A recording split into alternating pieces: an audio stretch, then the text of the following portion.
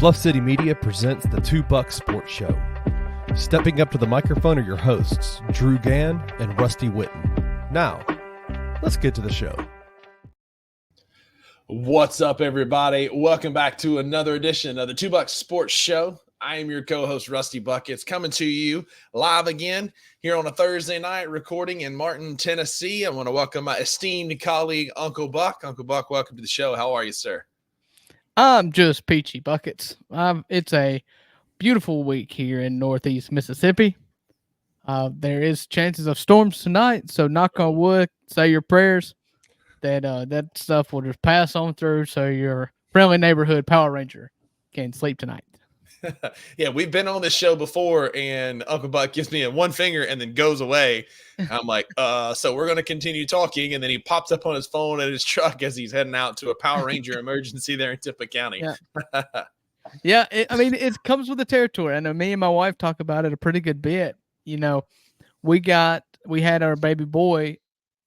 See, Friday when you guys are listening to this, it would have been 2 weeks since we've had our baby boy. Mm-hmm. And so I was going to take off the whole next week of work to just hang out with my wife and new baby, just spend a week where we didn't have any responsibilities or anything. And I could just sit down and be with my wife and new baby.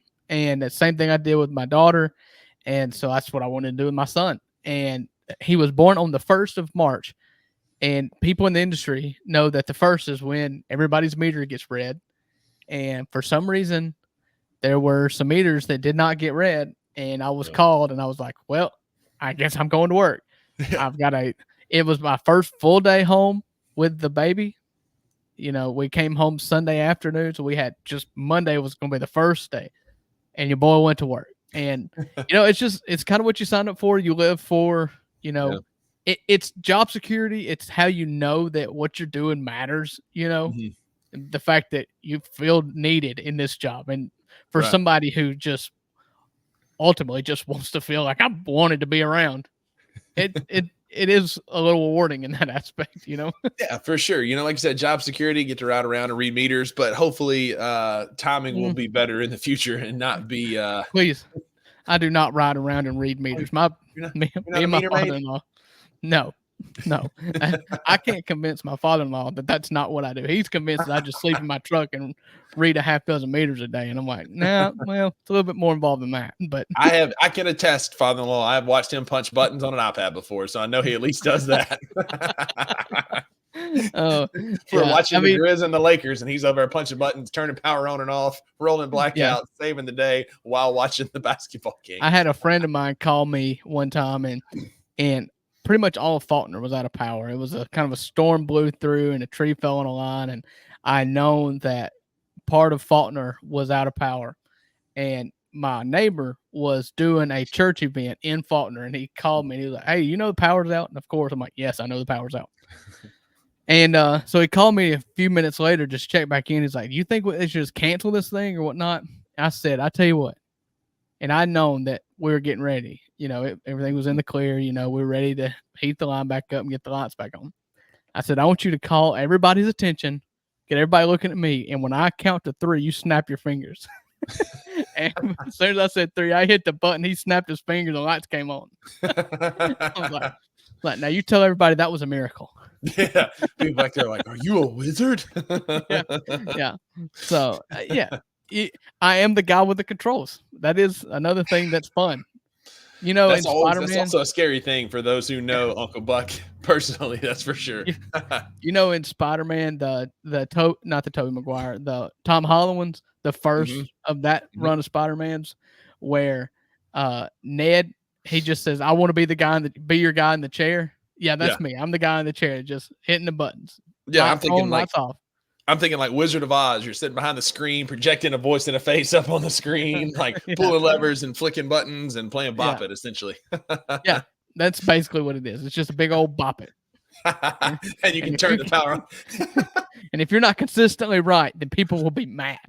I was about to say, I know that the fine residents of Tippah County, Mississippi are finding comfort knowing that their neighborhood Power Ranger is playing Bop It at his desk, keeping their power on.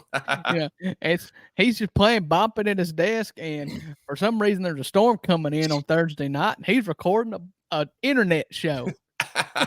Talking on the interwebs, on that .com over there. That makes me I'm gonna give a quick shout out to my buddy Derek Elmore. He good friend of mine from PD school. We used to deer hunt in Bolivar, Tennessee. And those of you, actually it was technically Toon, Tennessee. And if you're from this neck of the woods, all Toon has is an old bullet factory and a school. And that's it. They're on the same block too. Like you can walk out the front door of the bullet factory and you're looking at the school. Can't do that anymore. No, but you can just save space, I guess. Anyhow, there's nothing to do there. So we go hunt on a Friday afternoon after we get out of PT school, and then we go eat in town, and then we go to Walmart, and we would stand in the toy section and see who could get the longest streak on Bop It without buying Bop It. And we just buy this and take it back to camp.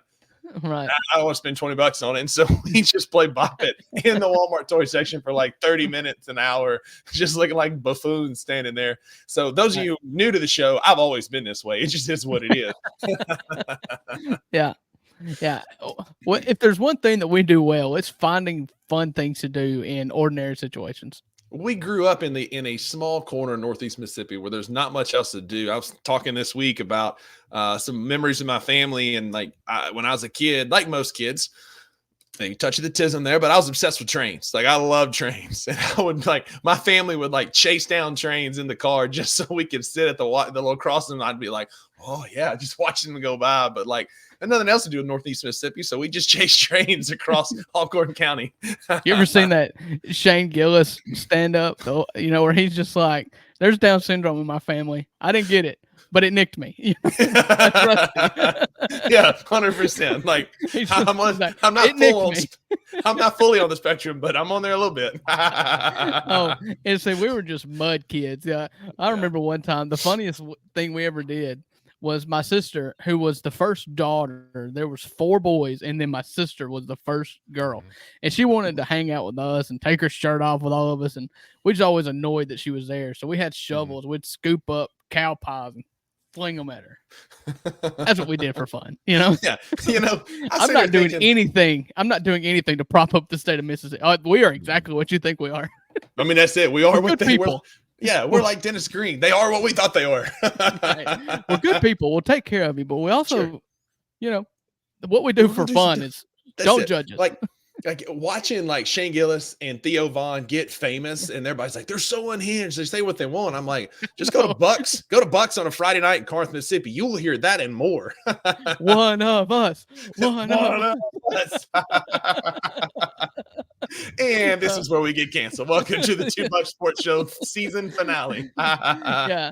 I mean, anyways, if you can't laugh at jokes, then that's on you. I mean, that's on you. That ain't on us. We up here having a good time. There are times where people say things that are very offensive, but if a stand-up comedian can't make jokes, Yeah.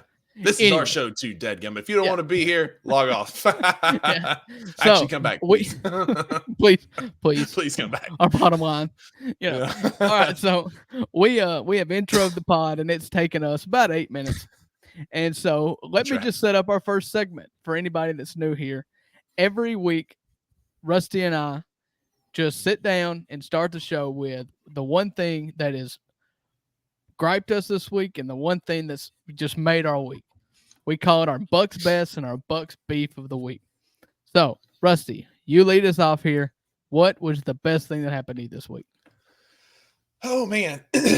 Drew, I'm in the twilight of my 36th trip around the sun. I am turning 37 next week. If you listen to this episode, it's just in a couple days later. It's Monday. It'll be 37 Monday.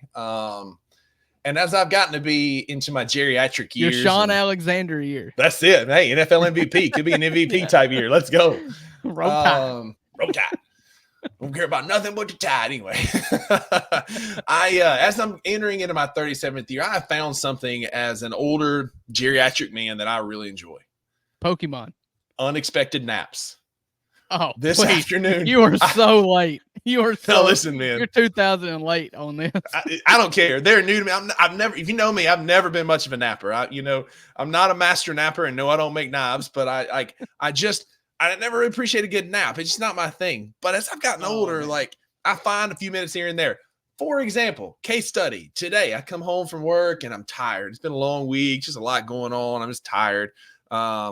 Busy day at work, and I sit down and I eat my supper, and I'm sitting here with Shelby. She came to work with me today, so she's laid up on the couch. She's already passed out. I've got The Office playing on YouTube TV. I'm waiting on Drew to text me showtime, and I'm just sitting kind of propped on the couch arm like this. And then all of a sudden, I just kind of snap to, and I'm like, "What's happened?" And it's like it's 18 minutes. It's 18 minutes later, and I've got a fist line where it's like smushed at my face here. And I'm like, oh, I needed that. I desperately needed that. And I felt so much more alert because, like, eating my supper, sitting there, I'm like, man, this is gonna be a long show. You know, for the first time in the history of the $2 Sports Show, Drew's gonna have to carry this show, and I'm just tired.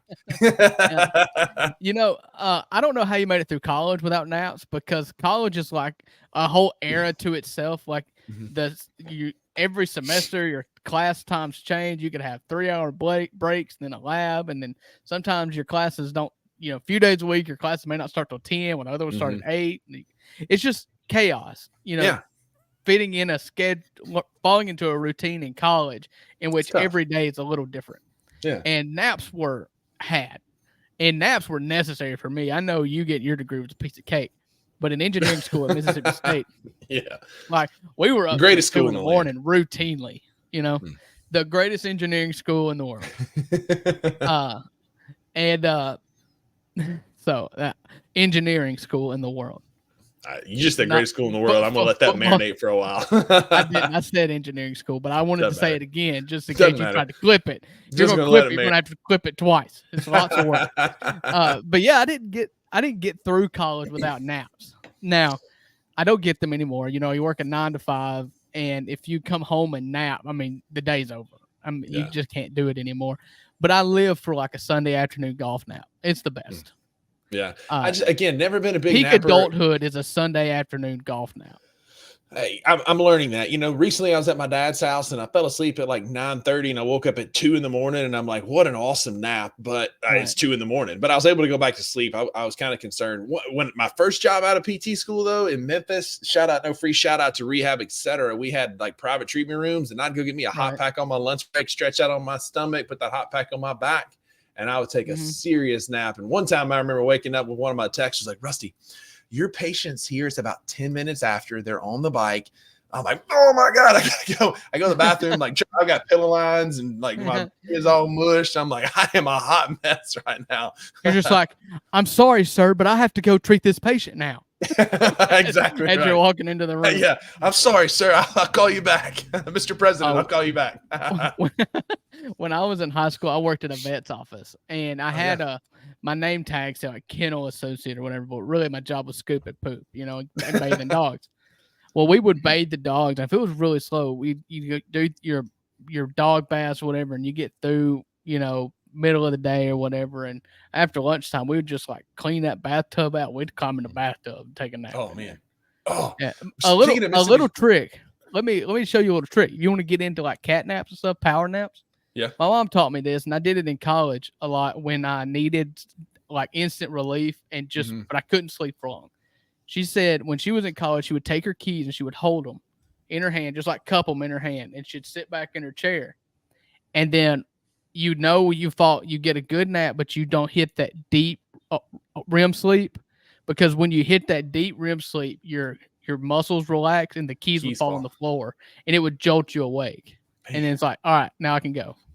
Vicky Gann remains one of the smartest people in my life. She is. Yeah, she is. And I am just like my dad. Hey, you don't look like her either. Thank you. God bless you.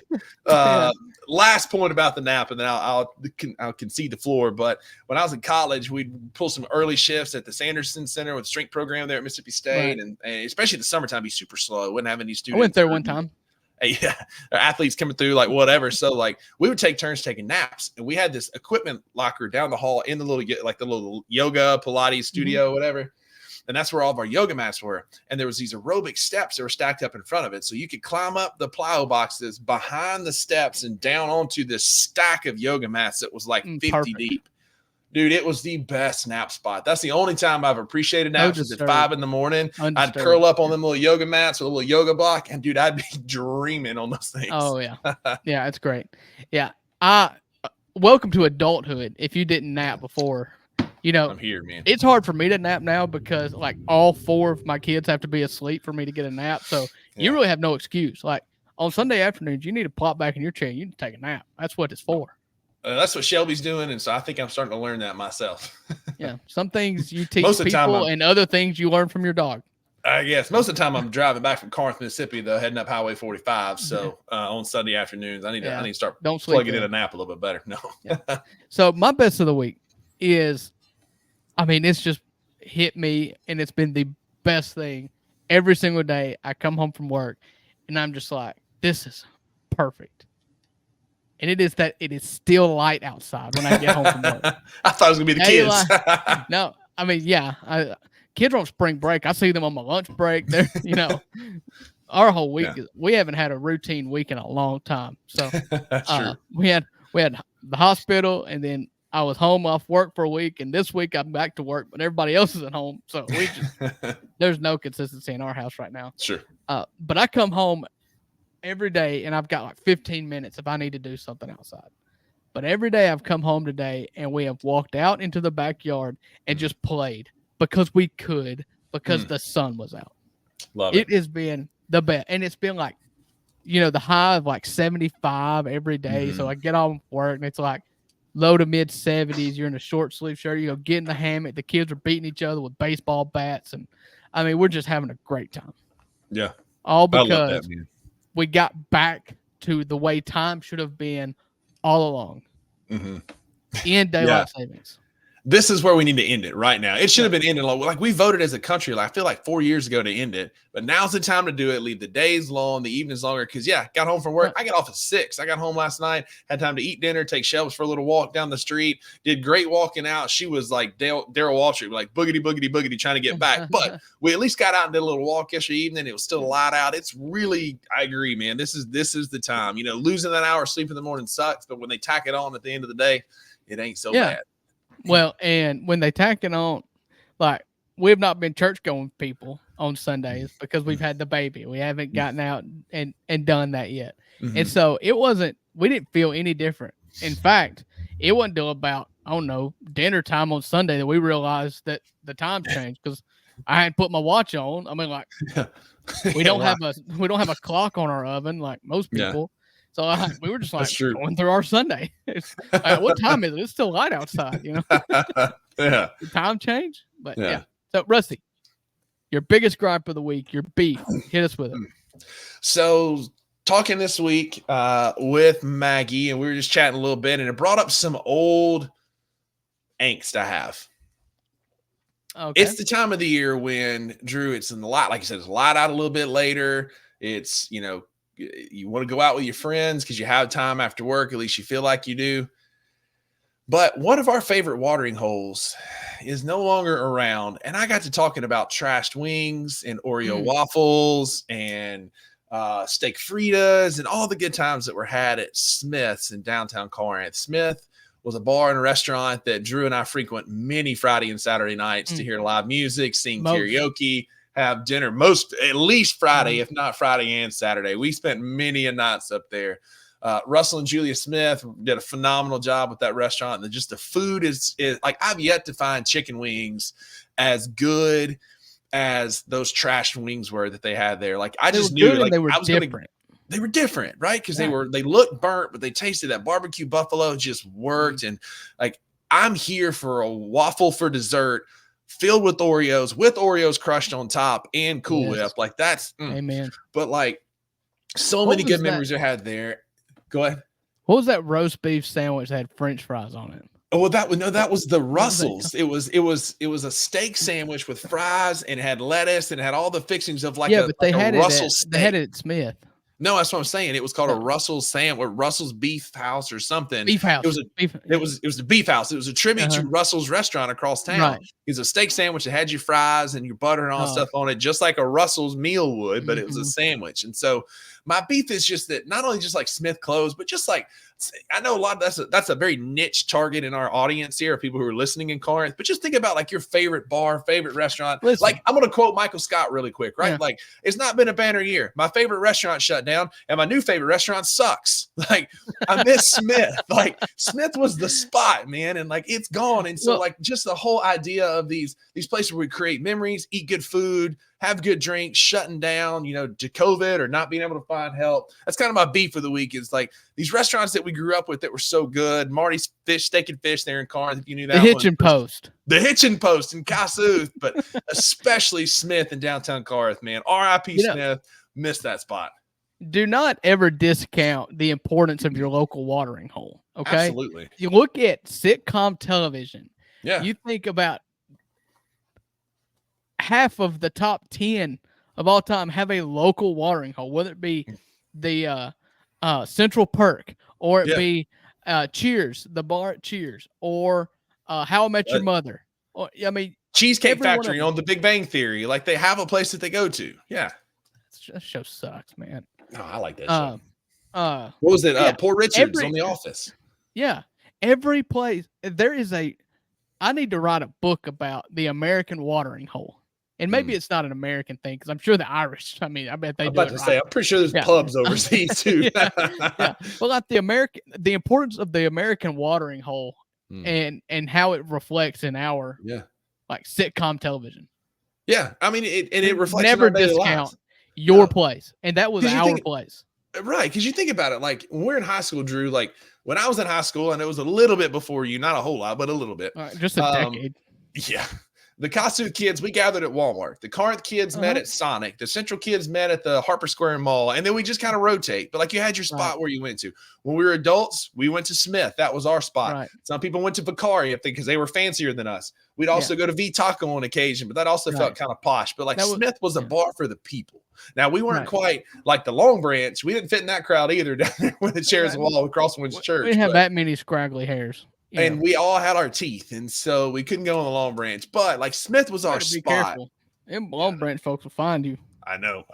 Love you guys. Y'all are awesome. Keep up the great work in the Long Branch. You can still smoke in Long Branch. You want to know what kind of folks. It shares a wall with a church and with a tamale restaurant in downtown Corinth, Mississippi. It's a spot, man. Yeah, I mean, you have your place, and it's the same thing. And even if this isn't an alcohol-related conversation, I mean, it's your favorite restaurant, your favorite lunch spot. It's where you know the servers and where they know you. There's like a familiarity, and that's what we had at Smith. Whether whatever we were doing that night, we were going to eat and go bowl, or we'd go bowl and then go listen to a band, or whatever we were doing. You always kind of that was where you intersected. Like and different crowds, right? Like we'd see my cousin Jim there, we'd see old high school friends, or we'd see church people there, and it was just fun as the groups kind of cross lines. And like you said, Drew, like whether it was Jesse or Summer or Julia behind the bar, or you can guarantee, or you can guarantee if there was live music there that Uncle Buck and Buckets are going to be parked out there listening to it because we're both suckers for live music. One of us is a former rock star, and the other one plays the radio really, really well. Right. And so that was our spot. R.I.P. Smith. Go visit your local watering holes, support those people, and keep those doors open. And Rusty, when we get through with this, when this thing goes live at 3:00 on Friday on the Bluff City Media YouTube channel, I want you to send this to Russell and Julia and just let us, without asking for anything, this is our ode to to Smith. Absolutely. And if Russell wants to sponsor the best and beef of the week, we'll talk later. We won't even mention it now. All right, my beef of the week. I've got two that I'll kind of hit together. They're both food-related beefs, which makes sense. First, why I feel like this could lead to a lawsuit that I could probably win or at least become really famous off of. Coffee that is served way too dang hot. Better than cold. No, you're right. You're right about that.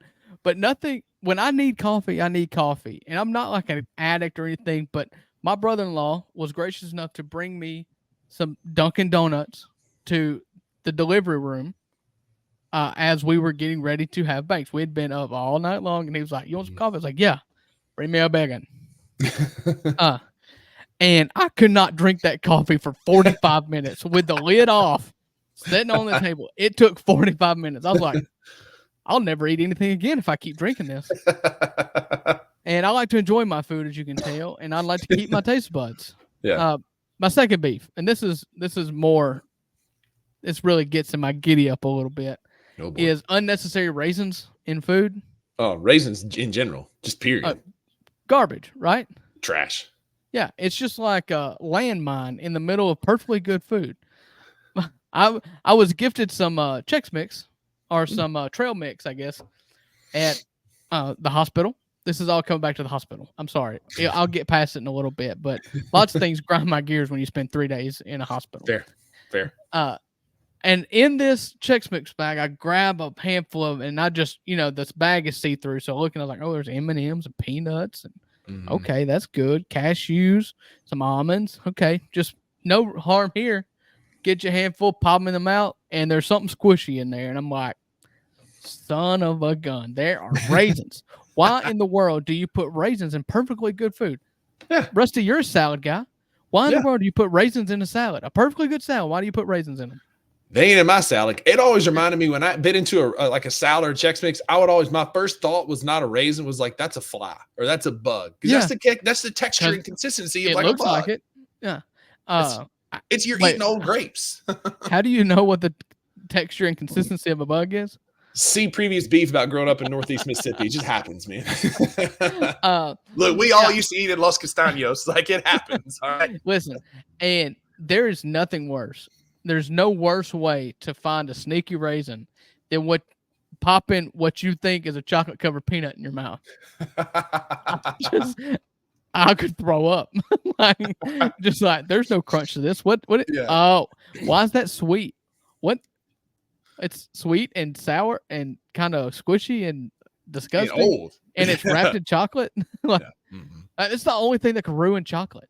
This is an anti-raisin sports show. If you like raisins, you're still here, beat it. Beat it. Get out of here. You eat grapes. You consume grapes 2 ways. And that is whole out of the bag in the refrigerator. Yep. Or aged occasionally in wine.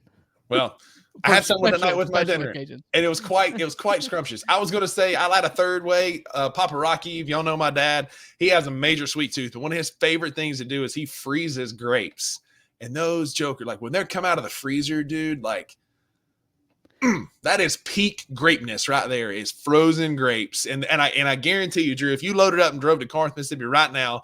Don't do it. You probably scare him to death if you walked in the front door. Maybe not, because he's probably asleep. But if you walk into Papa Rocky's house, you go to that freezer, and I would bet the farm that there's a bowl full of frozen grapes in that freezer right now. You know another thing, you're from the South. A key component to living in the South is, and if you're from north of like Tennessee, you probably won't get this. But in the South, anything that's thrown together into a pot is one of two things. If it's hot, it's a casserole. Yep. If it's cold, it's a salad. But it's not healthy. Because it's called a salad does not mean it's healthy. No, sir. No, sir. My grandma used to make what's called grape salad. It would be like a whole bucket full of grapes with just some kind of liquid heaven. I don't know. I'm sure it was like some cream cheese in it, real runny, mayonnaise. Real sweet. I don't know. Not mayonnaise, but I mean, and then she would just like pour brown sugar on top of it, and then crush up some pecans. And it was grape salad. It was like, I'll have a salad before my meal. My family, I was talking Thanksgiving traditions this week, and my family has a tradition. We call it dump salad. And I literally think I've never heard of anybody else having it. I literally think somewhere in the bygone era, somebody in my family was like, this is all we have left in the cupboard. Let's put it in a bowl, see if it tastes good. Right. And you just dump a whole big old tub, 2 tubs of Cool Whip, cherry pie filling, crushed pineapples, pecans, cut up grapes, and marshmallows. You mix it up. It's real fluffy. Call it dump salad.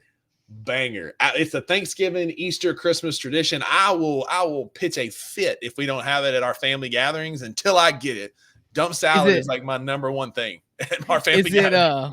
Is it 4 Christmases when they go to Vince Vaughn's parents' house and they've got 7-layer salad? It's got Funyuns and man, every layer is ended and begins with a layer of mayonnaise. Like, that's 4 Christmases. Yeah, that's fine. Right. We are at the 31 and a half minute mark, and we have just done our best to be for the week.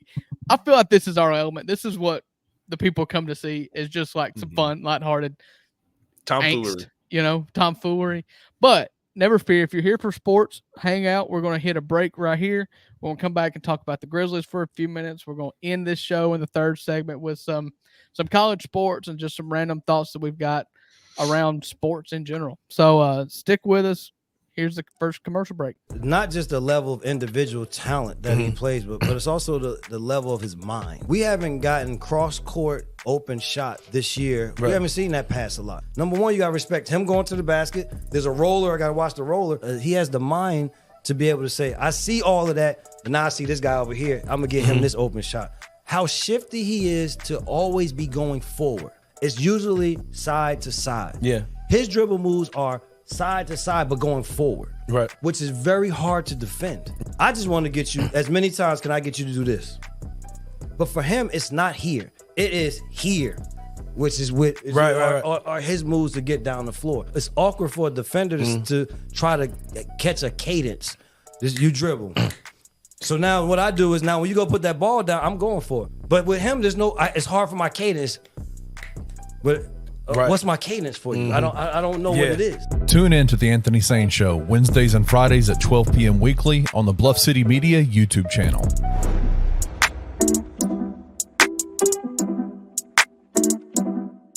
Who do you need to step it up? Outside of David Jones, I think David Jones is David Jones. I don't think you need him to step it up because he's been performing. Yeah, he's David Jones. Outside of him, he's fine. I think Quinterly needs to play better. In what way? He's facilitating the ball well. What do you I don't 2 at 12 from the field's not cutting it. It's not great. It's not great. And I don't need a runner 3 from the top of the key with 3.5 seconds left. Is Virginia the game where Jordan Brown is going to cook? Those dudes aren't looking to run the ball. Cook what? Dude, I thought he was going to have a freaking night. He came out with that fresh cut, lined up, and then literally within the first 15 seconds missed a wide open layup. And then picked up 2 fouls right away. I feel real lied to because I thought we were getting a 20 and 10 guy. Didn't think it did anything for you. Well, I think we all thought we were getting a 20 and 10 guy. And we are getting that in David Jones. I'm not even getting 20 or 10 minutes out of the guy. Tune in to Tigers Untapped with TJ Willis and Trey Lasley every Wednesday at 3 p.m. on the Bluff City Media YouTube channel.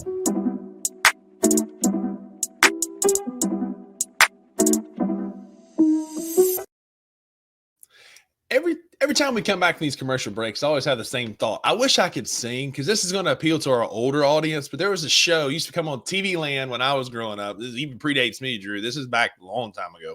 It must have been black and white picture. This was the second TV show ever made.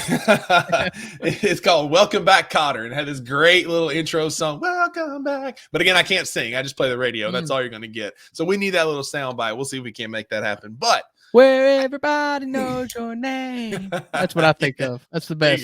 That's the best TV sitcom intro ever. Hey, listen, talking about throwback, I am rocking the original Two Bucks Sports Show, Two Bucks Sports Pod t-shirt tonight that I only had made as our Christmas gifts this past year. They were wonderful, great fitting t-shirts. So rocking the OG memorabilia. Drew, we need to start a little side business, selling these to a Patreon, like our old logo, the OG, like you see all the old Mississippi State, Ole Miss, Memphis State logos coming back. Right. Stay tuned. We'll see what we can come up with for that. But we're going to talk about the Memphis Grizzlies for a little bit. And Drew, it's really up and down. You were on the Daily Grind talking about it earlier today. We're in the throes of a developmental season. Throws. See, welcome to the Two Bucks Welcome Sports to the Two Bucks Sports Show. There it is. We are here in a developmental season, but we got some good news today on what might lift the spirits of some Memphis Grizzlies, as one Desmond Bane is no longer listed as out on injury reports. He is now doubtful. He is logging, and if you know sports talk, that means he's on the come up. He's coming back. He's logging some practice minutes. Him and Vince are going to go practice with the Hustle. They're going to rejoin the Grizz. Drew, we might see an appearance of Desmond Bane in the next week. And I, for one, am fired up about it just because what that tells me is Des went to the front office and said, look, I want to play. I'm going to play. And then 2, that might produce a little bit better product for the last 3 or 4 weeks of the season, where we actually get to watch some competitive basketball games, not get blown out by the Hawks and lose to the lowly Hornets Wednesday night, as you listen to this show. Yeah. You've really buried the lead here because yes, they did assign Desmond Bain and Yuta Watanabe to practice with the Memphis Hustle, but not just Desmond Bain and Yuta Watanabe, but also Brandon Clark. Like, how did you not mention Brandon Clark? Good call. Clark, who more than a calendar year ago popped his Achilles while just changing into the floor after a missed free throw. Popped his Achilles, the bounciest dude on the Grizzlies, not named Ja Morant. Yeah. He is slated to – he practiced with the Hustle yesterday, and yesterday being Wednesday, and he was called up directly afterwards, was on the bench with the Grizzlies for the for that Wizards game on Wednesday night, and he is also listed as doubtful going forward. And if you know, like I was telling Luke this morning or this afternoon on the Daily Grind, if you know how the Grizzlies handle injuries, and it may be this across the league, I don't know, I just pay attention to the Grizzlies, is you're doubtful for a game, and then typically you're questionable for a game, and they hold you out, and then you're playing. And so I don't think necessarily he's going to play on tomorrow when you guys are listening to this Saturday night at Oklahoma City. I don't know that that's where he makes his first appearance, either of them, but maybe. But if not, then I would think the next game is when they're going to play. Yeah. Yeah, I mean, I agree. And you know, we're both big BC fans. Again, bouncy dude, just a hustle guy. And he could really be that force for that second unit next year. And like, temper expectations. He's not going to come back and dunk on somebody, get all these huge rebounds. And then again, he might. But the biggest thing is just getting some NBA minutes and getting some run time with some guys and getting his legs back underneath him, heading into the offseason, giving him some confidence that Achilles is going to hold. He can play competitive basketball games again and get ready for the 24-25 season when we're going to make a championship run. Yeah. And your co-host and I will be insufferable on Beale Street helping hoist that trophy and attending that parade. But we will actually get to see some competitive Grizz basketball games maybe this year if we can get some run out of BC and Dez in the coming weeks as the season winds down.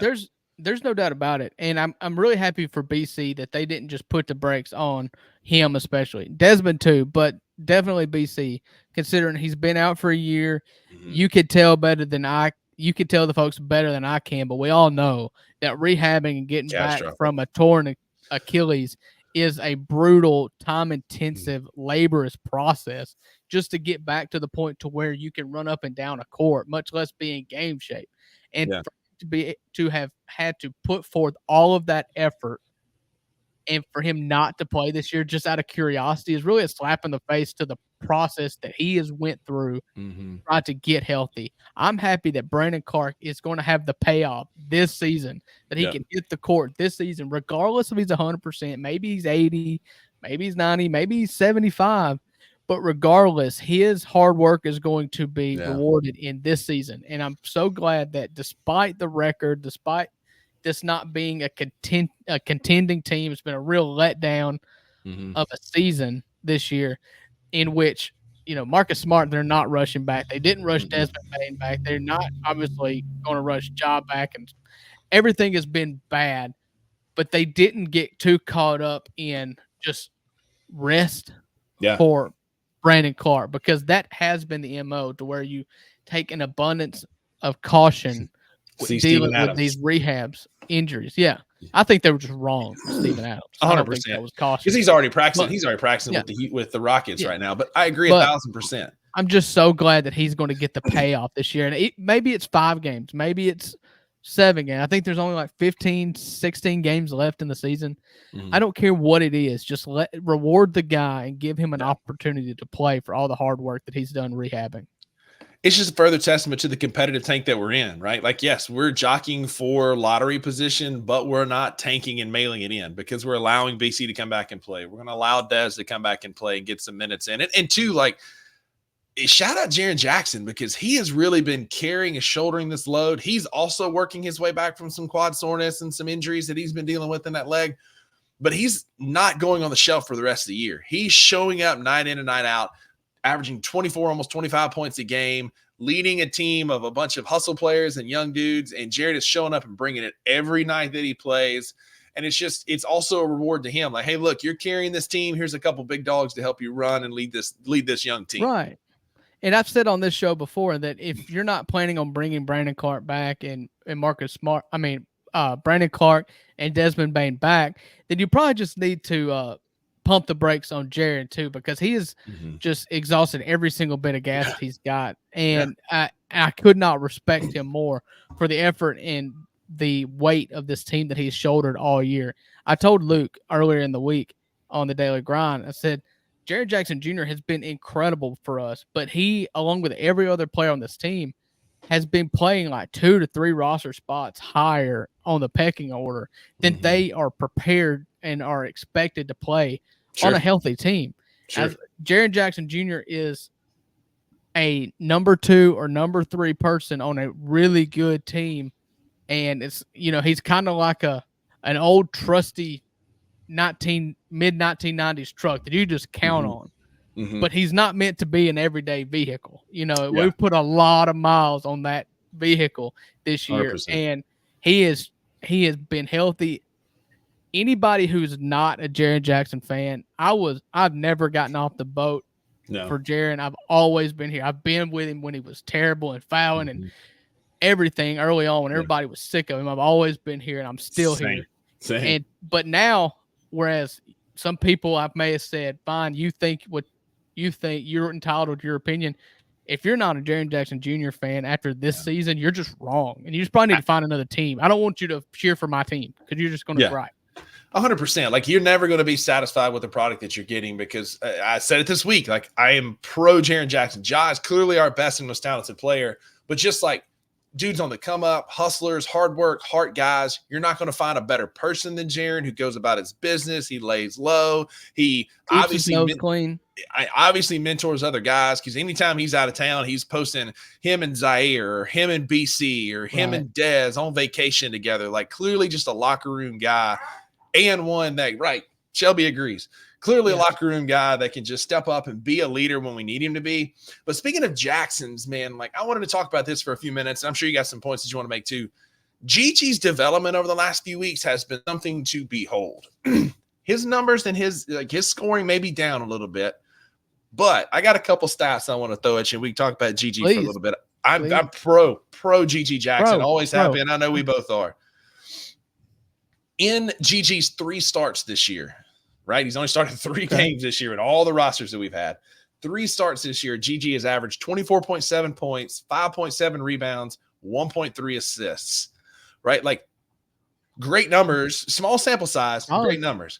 Here's something else. Gigi is tied as the 5th youngest player in the NBA history to score 30-plus points in an NBA game. There are 6 players on this list. 2 of them are Memphis Grizzlies, which I also find wild. You want to take a stab at who the players are? They're all recent guys. Give me the stat one more time. So there are Gigi is tied as the 5th youngest player in NBA history to score 30-plus points in a game. Jaren Jackson Jr. is one of them. Yep. Is there another Grizzly, or is that the only one? That's the 2 Grizzlies, are Gigi and Jaren. Okay. Yeah, and then if you look at, at that age, you've either got to come out of high school or you've got to declare early, like what they're doing now. These are all post like 2004, I'll say. Oh, okay. So rookies after LeBron. LeBron is one. Yeah. In that class, I was thinking if there's any other, I don't know, Amari Stoudemire. They're big names that you would know. Yeah. I don't know. Tell me.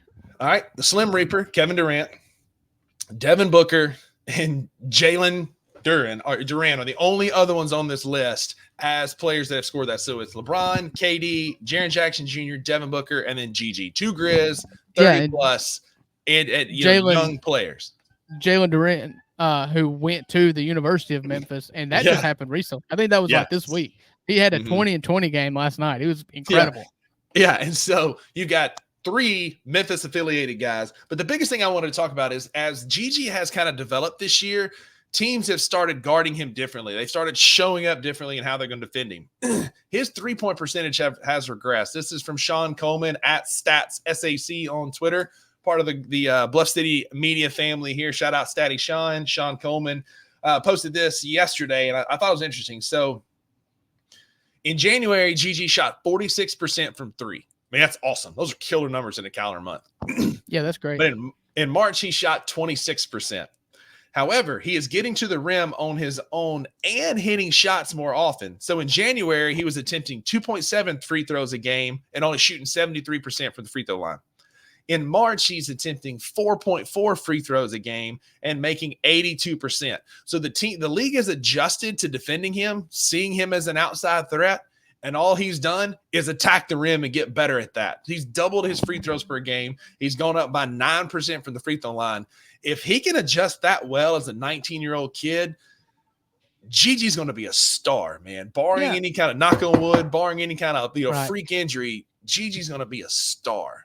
Yeah, and I think it goes to show you what he needs to be doing. I mean, with the body like he's got, being that size and being that well put together, it's like you need to be trying to get to the line, get to the hoop, because you're a prime candidate for and ones and getting hacked, because most people just aren't as big, as long and as athletic as you are. Bully ball. Yeah. And, I heard it today when I was watching a show on my lunch break, and someone said, I'm 5'5" and a half, and I no matter how much I try, I can't get to the NBA. I can't be good enough to be in the NBA. I'm just not tall enough. I can work all I want. Right.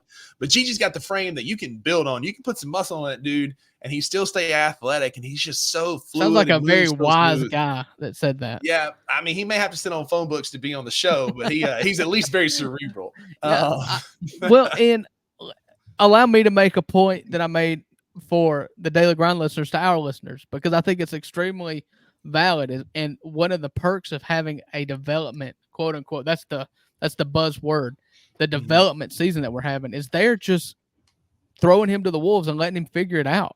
You're the mark of a really good young player is that they can do it, but they can't do it consistently. Because that's what you're seeing out of Gigi. Like, he's doing it, but he's not doing it consistently. And so I made the analogy, and it's an analogy I heard from Ed Sheeran. Ed Sheeran, one of the greatest songwriters of our time. I love Ed Sheeran. He's a guilty pleasure of mine. But he said, when you learn to songwrite, it's not about taking a class or reading a lot of poetry. It's not that. It's that you start songwriting and just picture a sink full of mud. And it's like everybody sucks when you start at.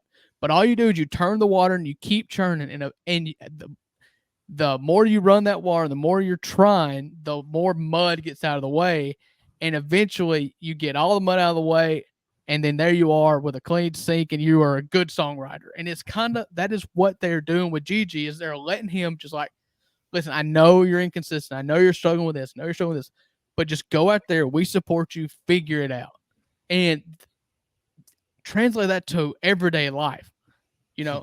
Me and my job, I work better when I figure it out on my own. I mean, I've just got to be in it. Yeah. And you can do the film study, you can look at your textbooks, you can do all this kind of stuff, but nothing replicates just doing it yourself and figuring it out and getting it wrong and then learning what you did wrong and get it right next time. And that, in this season for the Grizzlies, is what they've been able to do. You've seen it with Vince Williams, you've seen it with Gigi Jackson, and now you're seeing it with my boy Jake LaRavia. Oh, I knew that was coming. Jake from Wake Talk. I knew it was coming. He was really bad the last two games. Awful. But like I said, it is. These guys are playing way above their pay grade right now, and so go take your lumps. I appreciate the mindset that they're having. They're just like, hey, go out there, win, lose, or draw, and take your lumps and figure out how to do it better next time.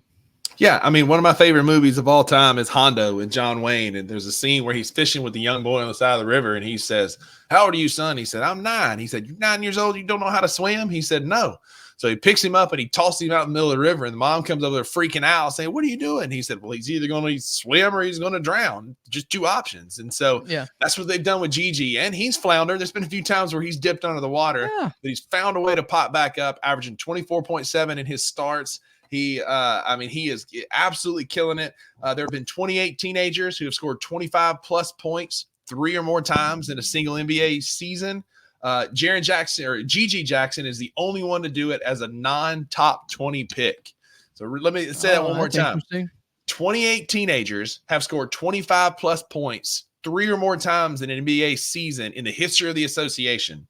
G.G. Jackson is the only one to do it as a non-top 20 pick in the NBA draft. So not only is he doing it, now, again, if he reclassified in high school, he came out early. He came out of South Carolina early. There was a lot of bumps and lumps he took as he was growing up.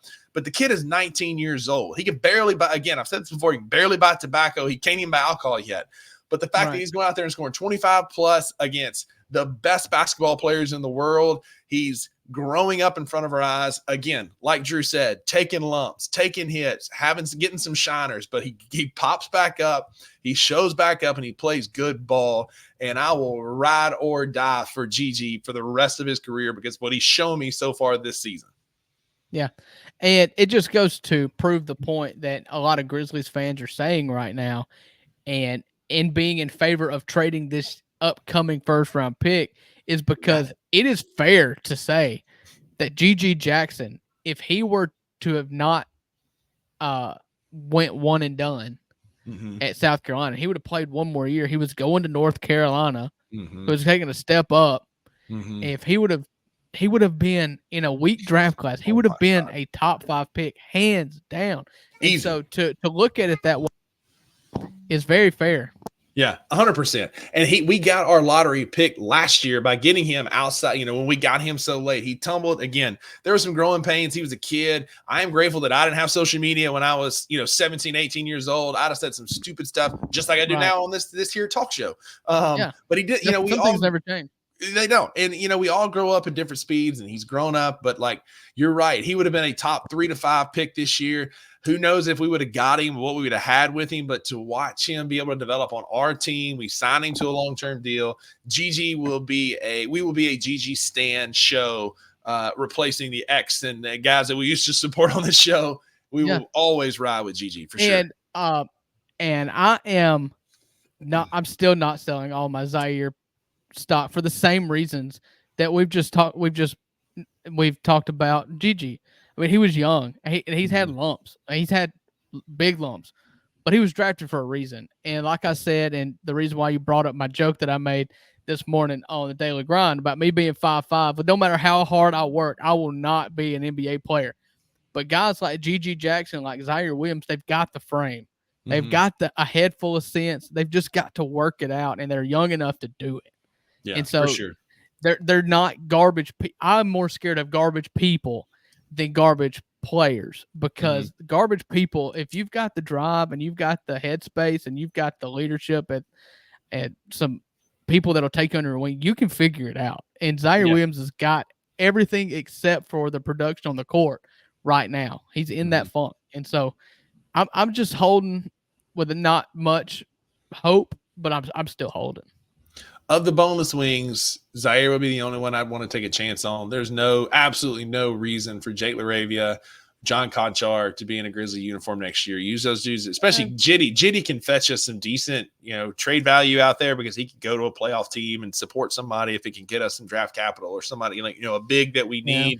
There's no reason for those two dudes. If Zaire's there next year, cool. He might get 7, 8, 10 minutes a night. Cool. Pairing with John, get some high-flying, highlight reel dunks. Cool. But there's no reason for Jake LaRavia to be a Grizz. I like Jitty. Yeah, I like Jitty. You know what Jitty is. Yeah. You know what Jitty is. And he's a good rebounder for a guard who can, he does everything but score points. Basically. And I like him more. This is a family podcast, a family sports show, but go look up his tattoo on Twitter. Did you see that trending earlier this week? The binary and the numbers on there. Yeah, binary. The code. Yeah, so go look that up on Twitter if you're interested. He's got an interesting tattoo on his elbow. But anyway, that's our Grizzlies talk. Anything else you want to bring up, Uncle Buck, before we move into the last segment? Not particularly. We're still in it. We're in it for 82 games. Me and Buckets don't waver. We're going to be here for 82 games, just like the team. Just put us on salary, Memphis Grizzlies. We'll take it. Hey, listen, prime opportunity to talk to us, as we will be in the Grindhouse, FedEx Forum, still called the Grindhouse, in just a few short weeks. So come talk to us. We'll be in section 1 something. And buckle up, because the rest of March is just a gauntlet. It's awful. The schedule is awful.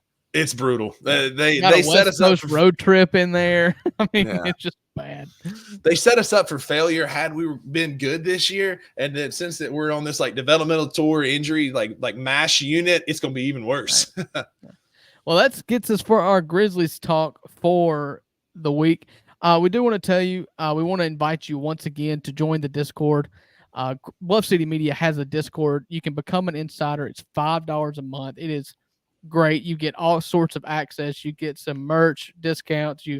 But the coolest thing is the Discord. In this Discord, there are lots of people that are insiders to Bluff City Media. Grizzlies fans, there's football, there's soccer, there's anything you want. There's a channel for you to hang out with the personalities and the fans of Bluff City Media. And so pay your $5. You'll pay that for 1 cup of coffee a month. You can get in and become a Bluff City Media insider. Check it out and subscribe to the YouTube page while you're at it. You're watching this show right now on Bluff City Media YouTube channel. So just go ahead while you're here, hit the bell, subscribe, get your notifications turned on, and check out all the other content creators, all the other shows right here on the Bluff City Media Network. With that being said, Rusty, take us to our second break. We're going to come back and we're going to talk all the other sports. See y'all on the other side. I'm just big on being able to vocalize what someone's role is. I always thought my best coaches were the people that let me know exactly what you expect from me. Now, I might not like it. Yeah.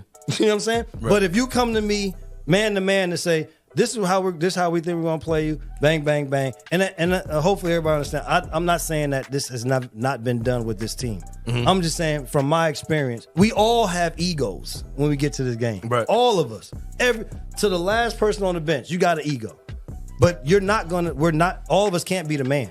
Yeah. You got to be able to say, okay, he's the man, but what do I do and what can I do to help us be good? And if it's vocalized to you, then you know exactly and if I'm out there doing it and now I'm not getting the result from you, now we got to sit down and have another conversation. Mm-hmm. But as long as it is told to you, this is what we expect from you, this is how we want you to play, then I feel like, again, keeping this logo. Right. You know what I'm saying? Right. Tune in to The Anthony Sane Show, Wednesdays and Fridays at 12 p.m. weekly on the Bluff City Media YouTube channel.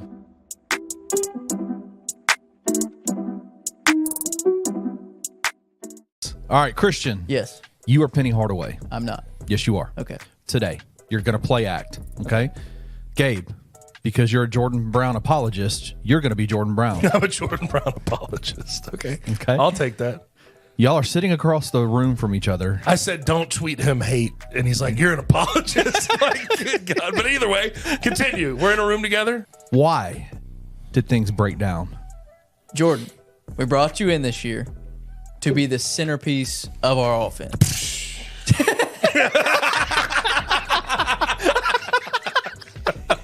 You came in out of shape. Let's call it what it is. Call a spade a spade. We play fast. Told you this when we were recruiting you. We play fast. One of the fastest paces in the country. You have to be able to get up and down the floor. You have failed at that. Oh, well, I'm leaving. So it's fine. Cool. Tune in to On the Bluff with Christian Fowler and Gabe Kuhn every Tuesday at 12 p.m. on the Bluff City Media YouTube channel.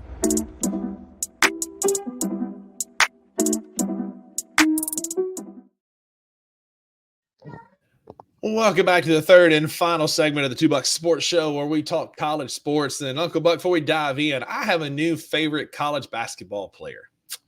As we're going to talk a little bit about Selection Sunday coming up, we'll deep dive more next week on college basketball as we get ready. I got the notification today that the tournament challenge is almost here. Stay tuned for the $2 Sports Show tournament challenge. We'll be doing that again this year, as Uncle Buck highlighted last week. Get in. Prove your knowledge against us. If you win it, there'll be a prize in store. We'll send to Uncle Buck one of his phone books, or we'll get you a t-shirt, something. We'll find a way to reward you. But my new favorite basketball player is one DJ Burns, big man from North Carolina State, big number 30. He had a quote that came out this week on who he models his game after. And he said, I watched a lot of Hakeem Olajuwon growing up. I just happened to end up with a Zach Randolph build. And I'm like, that's the guy I can get behind, man. Let's go, big fella. Get in the mud. You are welcome in Memphis anytime. Yeah. I'm unfamiliar with his work, but I did see that NC State beat Duke tonight in the ACC tournament, number Big 11. win. So Big win. So Big DJ there did some work. Yeah, Let's look at the stat line. Talk for a second. I'll find a stat line for them. Yeah, I mean, it's that time of the year. Wild things are happening. The SEC tournament kicked off today. Mississippi State beat LSU and now sets up a matchup with Tennessee, who we beat on our home court. And for our listeners at home, Mississippi State is 4-0 on neutral courts this year. We're now 4-0. You heard that right. Guess what? We're playing Tennessee on a neutral court. If you're a Mississippi State fan, go ahead and buy them Final Four tickets, baby. We coming. Yeah. So you said his name's DJ Horn? Burns. DJ Burns. Okay, I see that now. They've also got a DJ Horn, but DJ Burns, 4 of 11 from the field for 10 points, 3 rebounds. So not Zach Randolph. Not a Zebo stat line. Right. No, he may look like Zebo, but you ain't Zebo. But you ain't Zebo. You ain't Body and Perk since AAU. That's all I gotta say. Yeah, I'm really excited about March Madness. I'm excited about our tournament, our bracket league that we do every year. 2 years ago, my wife won it, and so she was not able to repeat, although she was the fantasy football champion this year for our family league. So she always wants me to bring that up anytime we can. So that, for anybody who joins, will probably be your stiffest competition would be Mrs. Buck. The first lady of the podcast for sure. But this is our show. If you made it this far, we're trying to hashtag grow the game. We are both college baseball junkies, and we love our respective schools, even though we're both in the throes of some tough seasons. I said it right this time. We're in the throes of some tough seasons for our beloved Mississippi State Bulldogs and Ole Miss Rebel baseball teams. But there's been some signs of life. You know, State went on a 9-game winning streak before losing to South Alabama on Tuesday, won in walk-off fashion on Wednesday, beating New Orleans in the Biloxi tournament, only to come back home and open up SEC play with the number 2 team in the country, according to D1 Baseball, your LSU Tigers. And so one of the biggest defending champs who are just playing killer baseball right now. But 2 things I want to point out real quick that gives me hope about Mississippi State. We are in the top half of the conference in ERA. Last year, we were dead last. Mm-hmm. We are – one of the things that really stands out to me, Justin Parker, the new baseball coach that came over from South Carolina. He's our new pitching coach. Baseball coach. Pitching coach. Thank you. Blank there for a second. Biggest thing is our ERA is now middle of the pack. We are here it is. Batters that are striking out looking, meaning we're throwing good pitches that are freezing batters that are hitting the strike zone without a swing. LSU is number 1 with 73. Mississippi State is second with 66 strikeouts looking. That's that backwards K that you'll see posted in the outfield. This is a huge turnaround from last year when we led the league in walks. Another stat. Speaking of, last year we were number 1 in the SEC in walks allowed. Currently we're sitting in 6th, tied with Kentucky, Auburn, and Missouri with 58 walks on the year. Just a huge turnaround. Shout out Justin Parker doing a phenomenal job, because if you watched any Mississippi State baseball last year, it's like the old Looney Tunes Bugs Bunny cartoon where he is throwing pitches and they're just like conga lying around the bases. Like we lost games to Army, and we lost games to in the midweek to like Eastern Arkansas School for the Blind, where we would give up 6 runs and not a single hit in an inning. Right. And the fact that we have turned that around and giving up 58 walks while also being one of the SEC leaders in strikeout looking is huge. We're not going to talk about the massive dip in our batting average and RBIs and things that are happening now at the plate. That stuff can work itself out. We're too talented on offense not to be hitting the baseball for a long stretch. But shout out Justin Parker. Mississippi State is pitching the ball at a much higher level this year, and I hope that trend continues. Yeah, it's kind of what I told you earlier in the season when I was really down on Ole Miss. I said that Mississippi State had more of a recipe for being good than Ole Miss did at that time, because last year you hit the ball fine, you couldn't pitch it. This year you're pitching the ball fine, but you can't hit it. And so you think that maybe what you did well last year will come back this year. And you did have a 9-game win streak against, I guess, nobody, and there wasn't any Sure. You didn't blow the doors off either, but 9 wins in a row is 9 wins in a row, and it's baseball, so weird things happen. Yeah. So all good. You know, you're going to find out how good you are this week. Yeah, we'll know. LSU's coming to town. Yeah. Honestly, if we go 1-3 on the weekend, that's a major win. If we can steal one from LSU, that's a major win for me. Yeah. Excuse me. Yeah, 1-2, win one out of a 3-game series. If we can steal one at home, that's a huge win for me. 2 is great, a sweep, and I will be insufferable next week. But LSU is coming in like leading every statistical category on both sides, on offense and defense, just about one of the best teams in the SEC. You know, our batting average is not awful. We're hitting 293. We can still hit the ball decently, but that's a much lower tick than we were hitting it last year. It's going to turn around. Like you said, we got too much talent on offense. We returned a lot of guys with SEC ball experience. It's going to turn around. Pitching was the biggest thorn in our side last year. That trend has been fixed, and it's trending up, and we're pitching the ball consistently better. Here's to hitting baseballs. All we got to do is get a barrel on the ball. You get hot in a weekend. We go in, have a great weekend this weekend against LSU. Even if you lose 2 out of 3 against LSU, but you're putting up 6, 7, 8 runs a day, that's momentum that can go. Yeah, exactly. Ole Miss is kind of finding a groove as well. You know, I didn't really earlier and I was emotional, but I was also kind of looking at what I saw so far, and what Ole Miss was after that second weekend series was they just weren't very good, and they didn't really do anything great. Fast forward to this weekend, Ole Miss is riding a 7-game win streak. They have they took 2 out of 3. Their last loss was game 1 Friday night against a projected draft pick or starting pitcher for Iowa.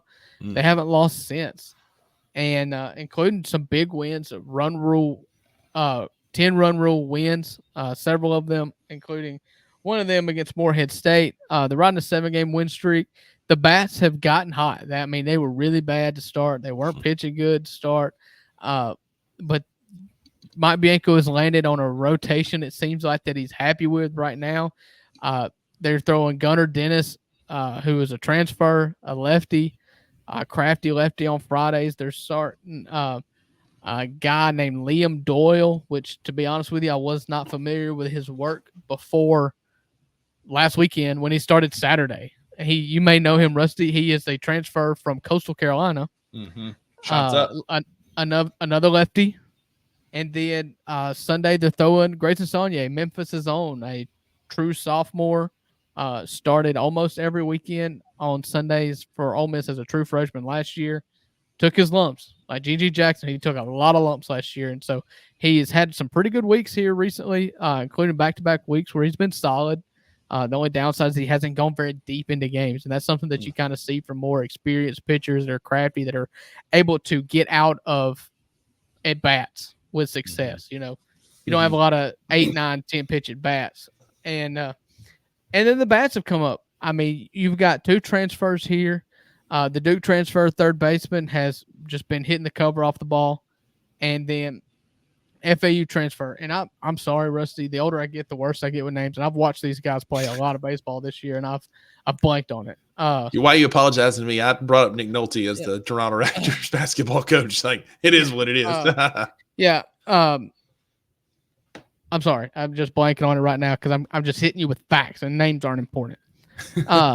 And so you've kind of gotten to a point to where you feel confident in you've got a portion of your lineup that you're confident in. You know, it's not 1 to 9 where you're confident with the bats, but the back half of the lineup can be crafty, can walk. They're top half of the SEC in walks, and so you're seeing a recipe. Ole Miss opens SEC schedule this weekend at home to South Carolina, a team that was ranked earlier in the season. I think they've fallen out now. I have not really kept up with them so far. Actually, according to the Ole Miss website, they are ranked 20th. And so they play 3 games this weekend in Oxford with a good chance. If you go get 2 out of 3, you're really cruising. You've kind of forgotten about, you know, where you were to start the season, what last season was, with a good opening SEC series win against a ranked opponent that doesn't bring a lot of name cash. You know, it's not like Florida's coming in. And so you walk into that series with a lot of confidence and just go and get the job done. Get the job done. 2 games. I believe that if you are a good SEC team, then you win. If you Ole Miss, Mississippi State, LSU, Arkansas, teams that have high expectations, then there is not a home SEC series that you should not win 2 games. 2 out of 3. Absolutely. And if Ole Miss wants to be good, and if State, coming off of your national championship, despite what LSU did last year, you would expect State to win 2 games at home of every series. Every home series, you expect 100%. them to win 2 games. Home field advantage. Absolutely. In the park that you and I and our teams play in, you want to and you expect to get 2 games out of every home series. And then if you win, a couple series, 2 out of 3 on the road, then you're looking at a 17-13, 16-14 overall record going into the tournament, and you're a host team at that point. Yeah, 100%. So, you're hosting. That's the recipe. You've got to win 2 out of 3 at home, and if Ole Miss wants to be good, they want to rebound, you need to win 2 games against South Carolina this weekend. Yeah, one thing you can guarantee, especially early spring ball in the SEC, is chaos. And what a great recipe for chaos for Ole Miss to host the number 20 team in South Carolina, who is a beatable number 20 team. They hit the ball pretty well, but it's a beatable team. And for them to come to Oxford, you take 2 out of 3, upset the apple cart early, build some early season momentum. That's a great way to, like you said, to just shake off the funk that was last year and get back on winning ways. And State can do the exact same thing by taking 2 out of 3 from the number 2 team coming in the country coming in. Our schedule doesn't get a whole lot easier from there, but let's create some chaos and let's find some wins early. I was just about to make that point about Ole Miss. Of course, you play in the SEC West, so you don't get any breaks. No. But Ole Miss has South Carolina at home this week. Then they play, let's see where this game's at. They play Southern Miss, the Mustard Buzzards, and Pearl in a midweek. And then they go to Knoxville. Watch out for Billy Butler. Watch out for Billy Butler. Yeah, Billy Butlicker. Yeah. But then they go to Knoxville, and then the first quote unquote reliefs, Kentucky. Then you end the season at Arkansas, at Mississippi State at home, Georgia at Athens, and Alabama at home, and then Auburn. Yeah. And what? If you really want to compare, we've got LSU this weekend. Let's see. Oh, come on. Just give us the next 3. I think that's we got LSU at home. We've got Memphis in the midweek. Then we play the undefeated Texas A&M Aggies at College Station the next weekend. Sanford in the midweek. Then we play at Florida, also a top 5 team in the country. Central Arkansas, and then we play Georgia at home. And by the way, we talked about this all fair. Georgia's played 18 baseball games. How many home runs did they hit? 52. 52 home runs in 18 baseball games. It doesn't get any better. They've got man, overall, shoot, I can't find his name. I had it a minute ago. The dude for Georgia who's leading the country in home runs and batting average. Last name Burris. Is that him or is that the kid from? That might be the kid from no, Georgia Tech. That's not who I'm thinking of. Anyways, it'll come to me. I'll get it for you in a minute. But then we close out the season while you look that up. At Ole Miss, Charlie Condon for Georgia. Yeah. So currently he, this is just stupid numbers. Charlie Condon is batting. Just a fun fact for everybody: 569 batting average, well 1.292 slugging percentage, a 670 OBP. In 65 at bats, he's got 37 hits. He's scored 31 runs. He's got 8 doubles and 13 home runs in 18 games. Good. He's walked 18 times. Good night. Yeah. Good night. I mean, just absolutely. It doesn't get better. Georgia at Ole Miss, Auburn at home, who's a top 25 team, and then at Ole Miss to finish out the season. So it's not pretty, but get some momentum this weekend against LSU. Uncle Buck, we'd be remiss if we didn't hit on the NFL free agency just a little bit. I know it's kind of on the all the blitzing and blizzarding and buzzing is kind of winding down. I talked about on the Daily Grind earlier this week. RIP King Henry's reign in Nashville. Sad to see him go to Baltimore, but I am a fan of the Tony Pollard signing. I think that's a good direction to go in. It fits. He's an older running back. Shout out to Memphis, but he doesn't have a ton of miles on him because he backed up Zeke for several years and was only 4th year, right? 3rd year, right? He's not 4th old. or 5th year. He doesn't have a lot of miles on him because he backed up Zeke. He doesn't have a lot of miles. He's going to be a good fit. Tennessee's gotten better. Big busting news over the last couple of days, signing Calvin Ridley to this massive contract. 29 years old. He'll be 30. Again, doesn't have a ton of miles. He missed all of the 21 and 22 seasons for injuries and gambling and making some money and, getting his bag illegally, I guess, per the NFL guidelines. When we wouldn't pay A.J. Brown, and that got brought up to me multiple times over the last 2 days. You paid Calvin Ridley, but you wouldn't pay A.J. Brown. Yeah, and that's why John Robinson got fired, all right? Like, the guy that did that's not there anymore. In Rand, we trust. I like it. I think it's a good signing. I think we overpaid a little bit, but I think Calvin Ridley is a good signing. We still have about $34 million in cap space to go after some defensive help is where we need help now. I would not be surprised if we also traded back with either Las Vegas. They got their quarterback in Gardner Minshew maybe, but they also might be looking to move up to that 7th pick, depending how the quarterbacks and receivers fall. Denver's sitting at 13. I wouldn't be surprised if we traded back with them going to get a quarterback and going after a young Joe Alt from Notre Dame is who we would take at 7 if he's still there at 12 or 13. But my last take, and I'll shut up for a minute. It's frustrating though, because it's scary. Because in my mind, our division rival, the Houston Texans, got significantly better over the last few days with some of the signings they've made from Joe Mixon and a lot of trades that they're making left and right. The Texans got a lot better over the last couple of days. And they won the division last year. They shocked everybody by winning the division. Especially if C.J. Stroud can continue what he's doing, man. D'Amico Ryan is doing a phenomenal job. A big D'Amico fan. Met him a couple times in football camps growing up. Great guy. Doing a great job in Houston. Unfortunately, they're a division rival. Yeah, the Derrick Henry thing was just going to happen to get Tony Pollard. Yeah, good. Tony Pollard's fine. Mm-hmm. He's young. He doesn't have a lot of. He's still got a lot of tread on the tires in the running back position, in which the tread runs off really quickly. My most shocking thing of free agency though was just running back musical chairs. Yeah, I mean there was. 10 running backs, starting running backs going to be on different teams. Saquon got a massive bag from Philly for some reason. Joe Mixon, Austin Eckler, Austin Eckler, Josh Jacobs, the guy from Buffalo, Zach Moss. Zach Moss is a Viking now. Aaron Jones is a Viking. Zach Moss went to Cincinnati. He went to Cincinnati. Yeah, that's right. Mixon went to Houston. I mean, it's just running back musical chairs. Derrick Henry, like we said, will be the next victim of a gruesome knee injury because he's playing for Baltimore. Yeah, 100%. Yeah, I mean, I hate to see it, but but anybody can buck that trend. It's Derrick Henry. Those 6 games with that RPO with him and Lamar Jackson are going to be unbelievable watching that. They're going to lose in the second round of the playoffs again. I mean, 100%.